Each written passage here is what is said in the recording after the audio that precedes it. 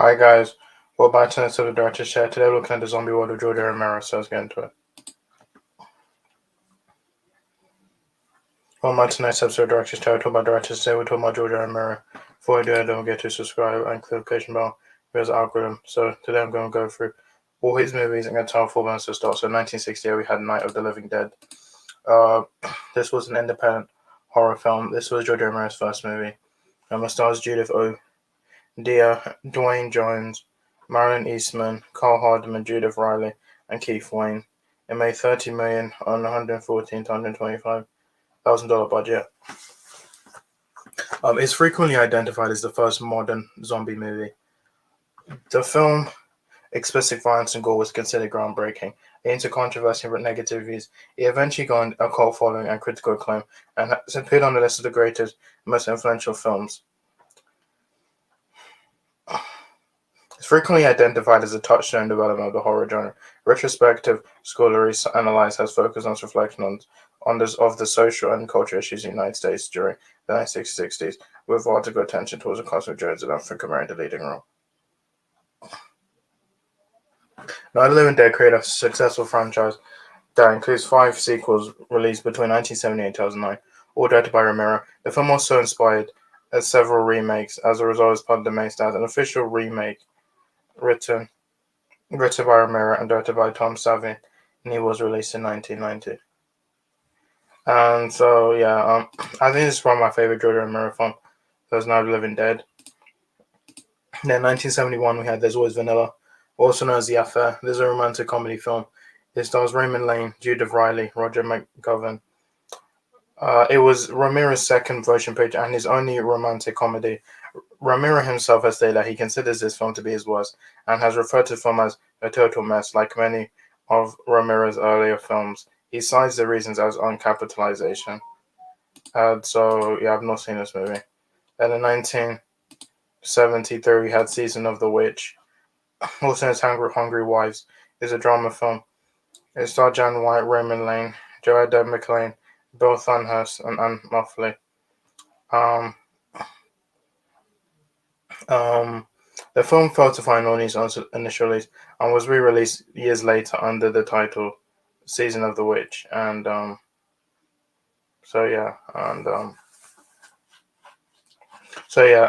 not seen this movie. Then 1973, we had The Crazies, also known as codenamed Trixie. It's a science fiction horror film. It stars Lane Carroll, Doji McMillan, Harold Wayne Jones, Lloyd Holler, Lynn Lowry, and Richard Liberty. It made $143,275 budget, and The Crazies was a box office failure upon release, but has since become a cult film. A remake of the film was released in 2010, and I've not seen this movie either. In 1975, we had The Amusement Park. This is a psychological horror film. It stars Lincoln Mazel, Harry Albacker, Phyllis Casawilla, Peter Corvin, and Sally Irwin. So the film premiered at the American Film Festival in New York in June 1975. It did not receive any further release at the time, and it's The Amusement Park, and then in 1977 we had Martin, also known internationally as Vampire. It is a psychological horror slasher film, it starred John Amplas, Lincoln Mazel, Kristen Forrest, Elaine Nadeau, Sarah Venable, Tom Savini, Frank Middleton, and Roger Kane, and Romero said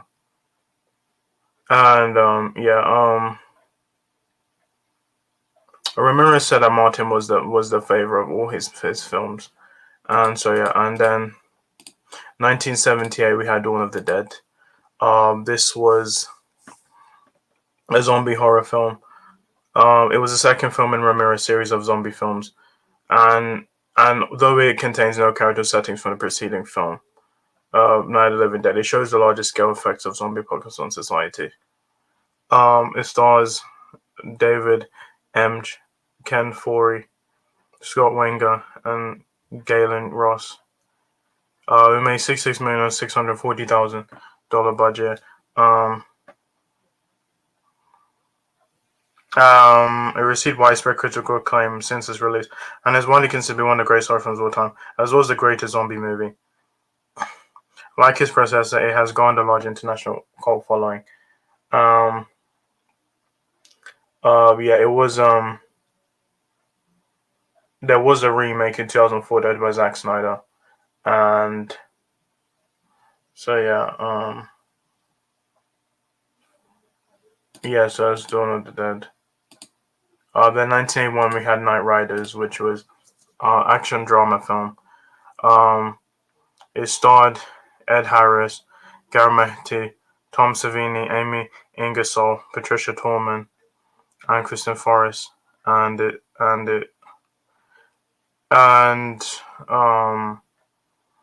film represents a change of pace for Romero, known primarily for his horror film. It is a personal drama about a traveling Renaissance fair troupe. So that's Night Riders. Then in 1982 we had Creepshow. This was a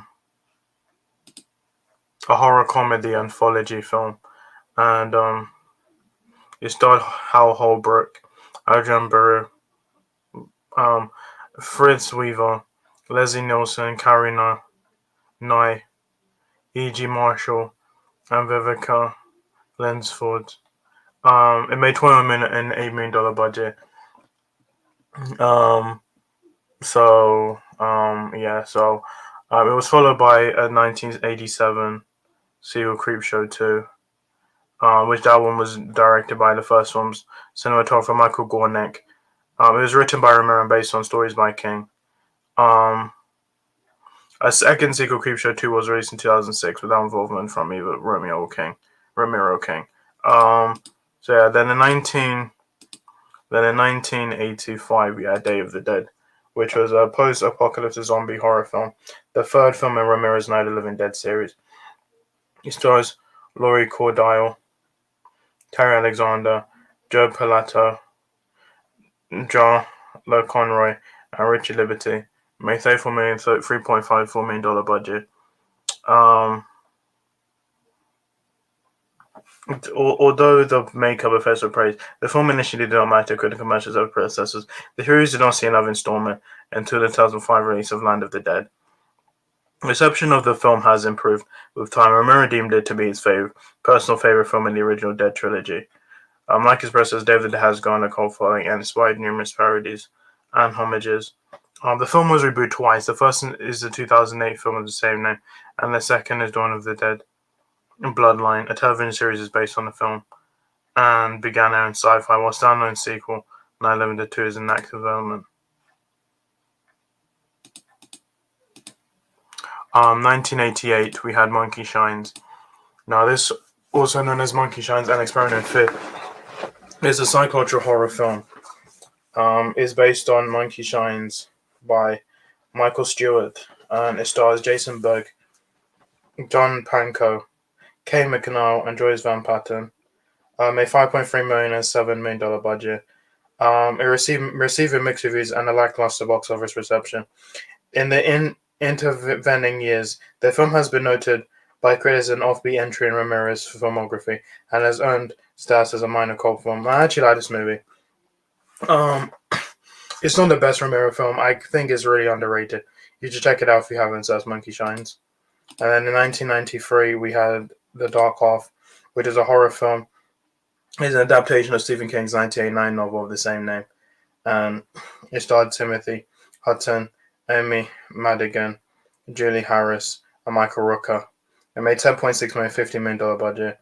And so that's it received mixed reviews. And it was Dark Half. In 2000, we had Bruiser, which was a French horror thriller film. It starred Jason Fleming, Pierce Torment, Leslie Hope, and Tom Atkins. It also received positive reviews as Bruiser.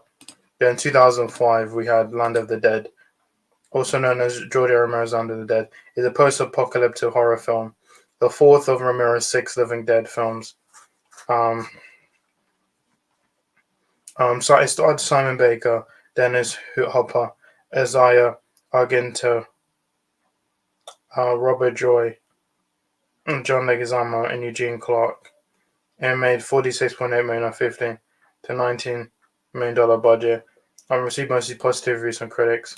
And then in 2007, we had Diary of the Dead, which was promoted as George Romero's Diary of the Dead. It's a found footage horror film. It was the fifth installment in Romero's Night of the Living Dead series, and it starred Michelle Morgan, Josh Close, Sean Roberts, Amy LeBlond, Joe Denico, Scott Wentworth, Philip Rico, Chris Vine, and Tatiana Maslany. A $5.3 million, $2 million budget. And then finally in 2009, we had Survival of the Dead, which was a horror film. It's a sixth entry in Romero's Night of the Living Dead. And it starred Alan Van Sprang, Kenneth Welch, Catherine Monroe, Richard Fitzpatrick, Athena Karkinis, Stefano Di Matteo, Doz Jarski, Eric Wolf, Julian Richins, and Wayne Robinson. And it made $386,000 on a $3 million budget. And so yeah, now there is a sequel. There is a sequel in development called Twilight of the Dead, and so yeah, it will be Suzanne's yeah. So it was going to be supervised by Suzanne Romero, and yeah. Um, sadly, George A. Romero would pass away on July 16, 2017, making Survival of the Dead his final movie. And even though he's gone, his movies will still be influential. I still think he's the king of zombie movies. He made the first mainstream zombie movie, and his movies they will live on, and that's pretty much it. So, that is the zombie world of George A. Romero. So guys, thank you much for my videos. My next one, bye.